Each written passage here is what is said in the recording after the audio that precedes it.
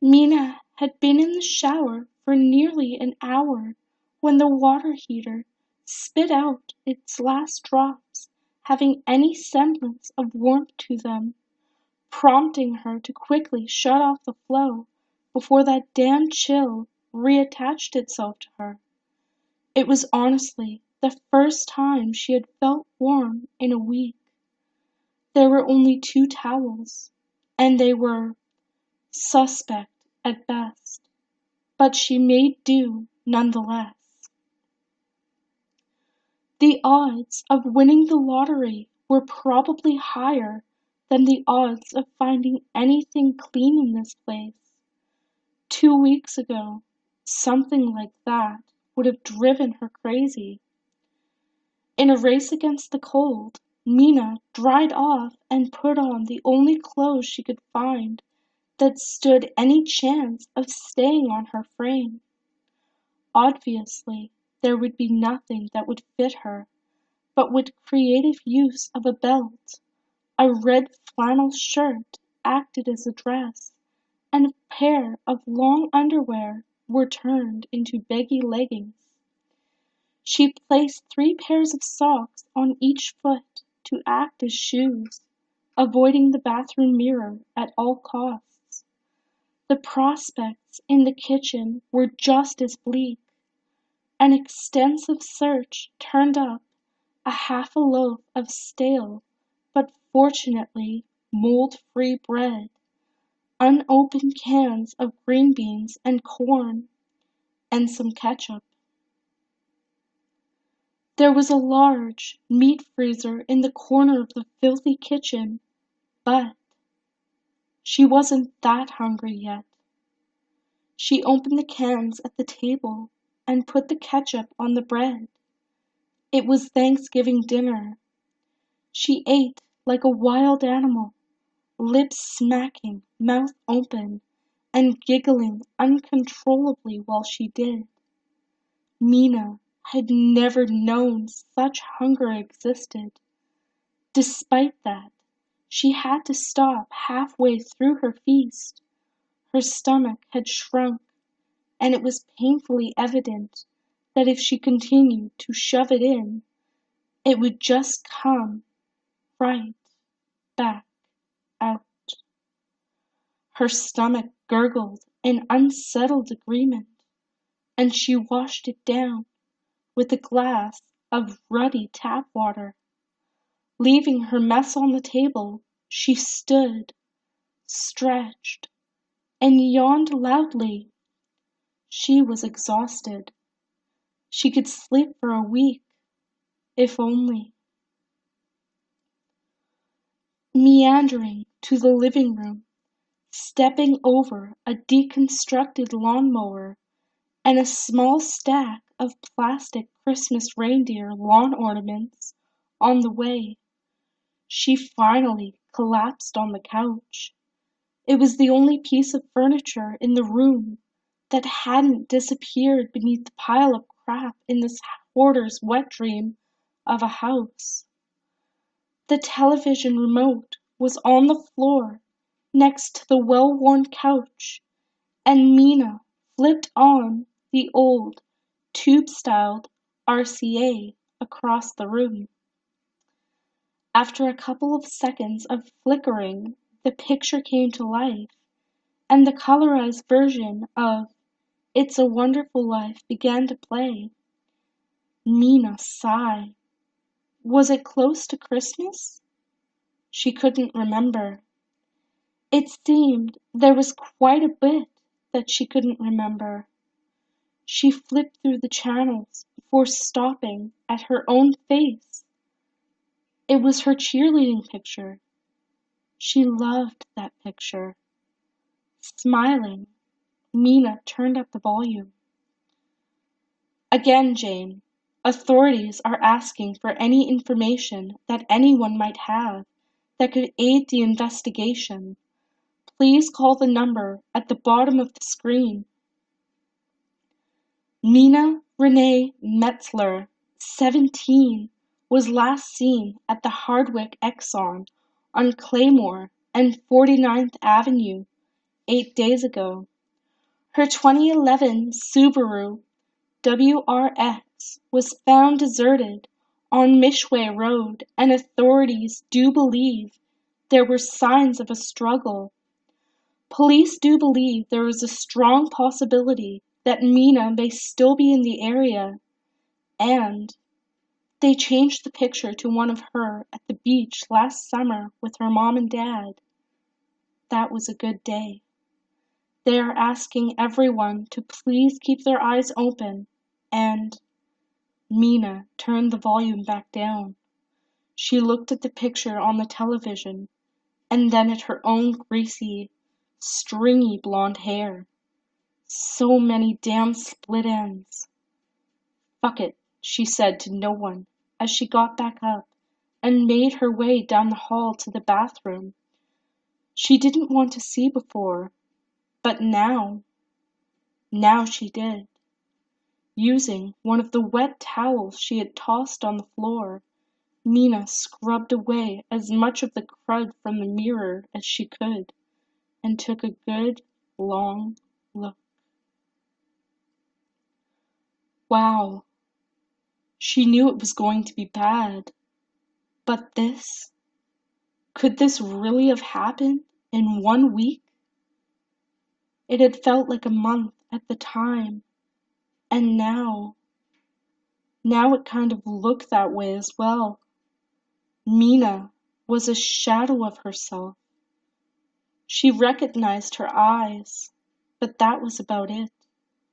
Her skin looked sickly pale and was pulled taut against her bony frame. There were large black circles around her eyes, and her cheekbones seemed to poke out at sharp angles that never existed before. It was like someone's sick Photoshop joke, a skeletonized version of her former self.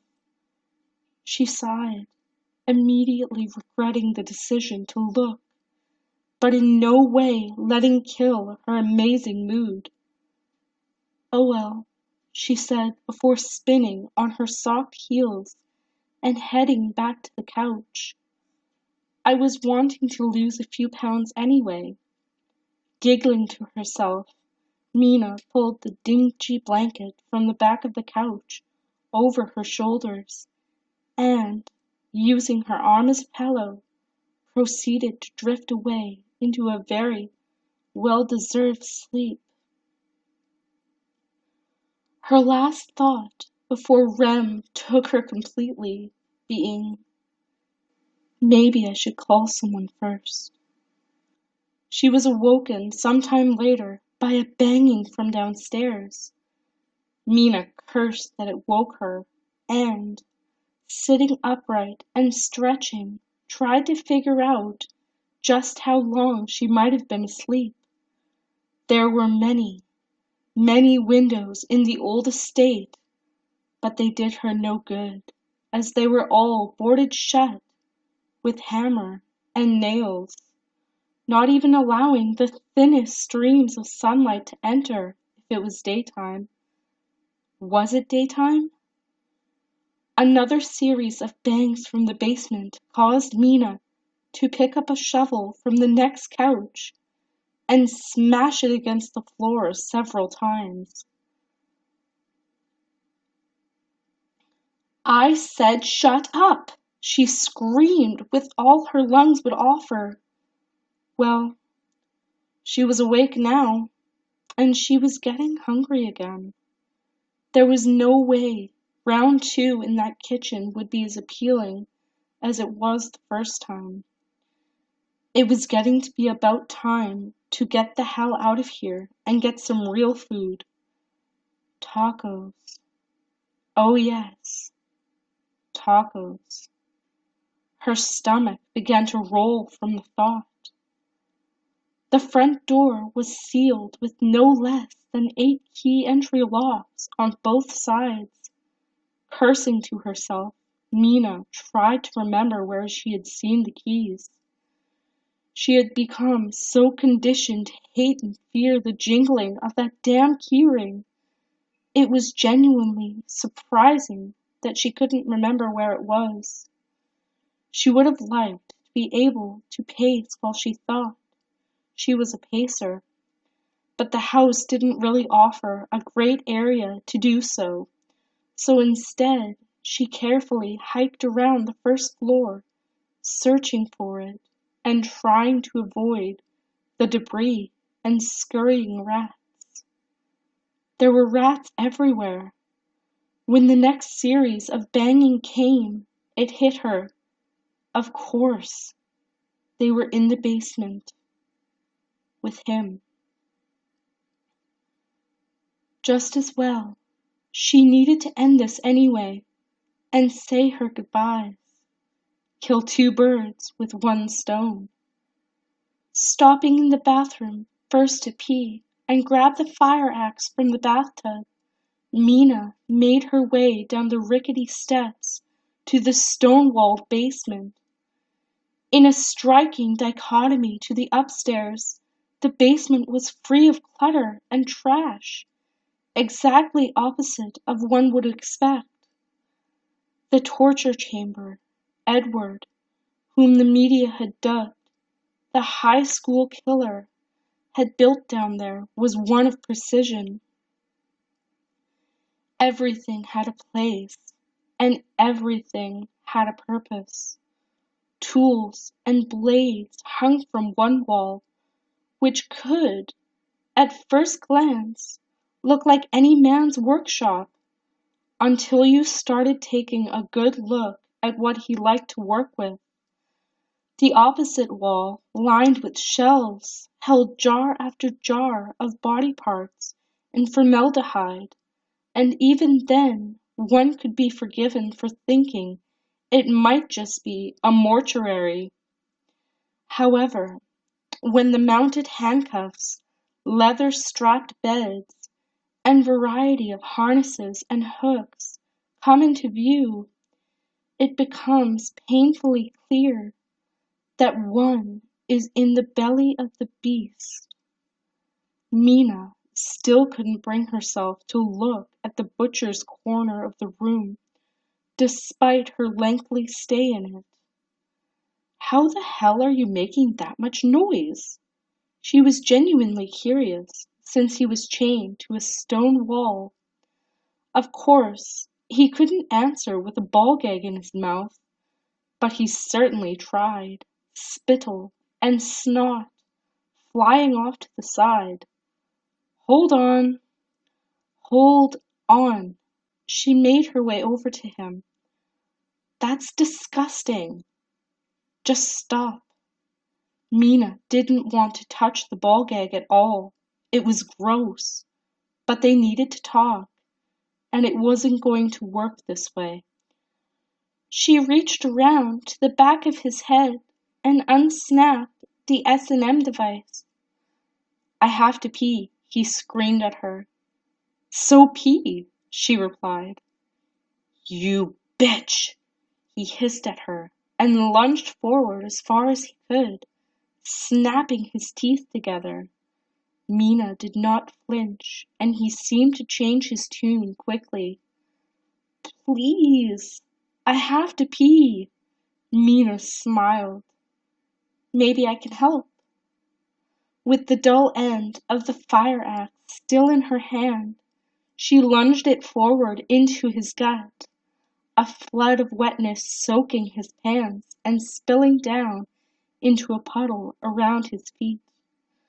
After several long seconds of struggling to catch his breath back, Edward began to release a string of creative profanities directed her way, many describing the violent ways he was going to desecrate her. Mina just listened and smiled. She remembered a day when she was 10. Her parents had taken her to Disney World on the premise that they were visiting relatives. When they woke her up in the car just in time to see the massive "Welcome to Disney World" sign, it was quite possibly the happiest moment in her life. Sure, There had been all kinds of great moments of happiness in her life, but that one had always stood out as the best. Until now. Damned if she wasn't just giddy. "Daddy," she said in a baby voice, interrupting his tirade. "Daddy, Daddy?" He finally stopped and stared at her, eyes wide, lips trembling. "What's wrong?" she stated in her baby voice. "You don't like it when I call you Daddy anymore?" Silently, he shook his head no. "How come, Daddy?" "It's what you always wanted before." "Am I not supposed to be your little baby anymore?" "Please, stop." There was something in his voice she had never heard before. Something she loved hearing. Fear. If it hadn't made her physically ill to do the voice, she wouldn't have quit. But it had made her point well. "Please let me go. I won't say anything." Mina fell over with laughter, using the axe to keep her upright. This was almost better than a comedy show. "You won't say anything. You?" She shook her head. "Wow, Eddie, you really are a messed up dude. Aren't you worried that I would say something? Let's suppose I let you go, Edward. What would you do then?" He shook his head. The conversation was going in a direction he wasn't prepared for, but needed it for it to go to regardless. I don't. I'll move. I'll leave. You'll never see or hear from me again. And money. I've got some money. I can pay you. Please." He was pleading. It was pathetic. It was wonderful. "Eddie," she sighed. "You didn't say the one thing you should have said." "What? What? Anything. What? Just tell me." "What you should have said is, I won't kill and eat people anymore. That's what you should have said." "I won't. I won't." He was frantic. "I swear I won't. Never again. I've learnt my lesson." His cadence slowed as he tried to express sincerity. "I know I'm sick, Mina. I want to get help. I want to get better." Mina nodded in agreement. "Well, you're right about one thing. You are sick. I tell you what, Eddie, I'll think about it." Mina eyed the keyring on a metal shelf and went to retrieve it. "In the meantime, you just hang out." She giggled again and headed back to the stairs. What? You're just gonna leave me here?" He seemed outraged. "Fine, bitch. Just call the cops then." This stopped Mina in her tracks, and she turned back around. "Edward, do you know how long a person can go without food and water?" He said nothing, and after a pause, she continued. "I mean, you should know, right? You're kind of an expert on keeping people alive, on the smallest amount of each as possible. So, do you know?" He hung his head down, still silent. "Okay, it's fine. I'll just Google it when I get home. I know it can be difficult to remember in stressful situations."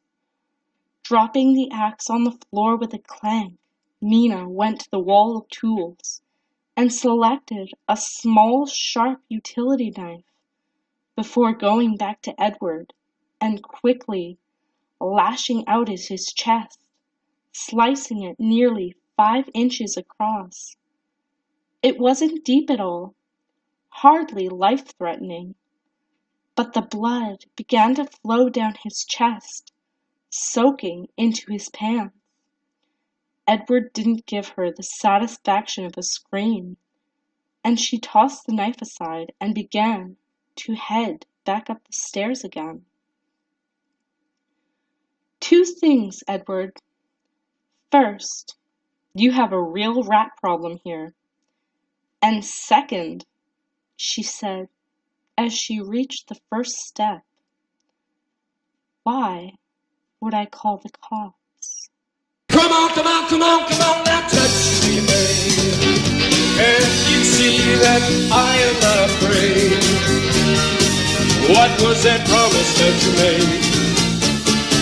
Why won't you tell me what she said?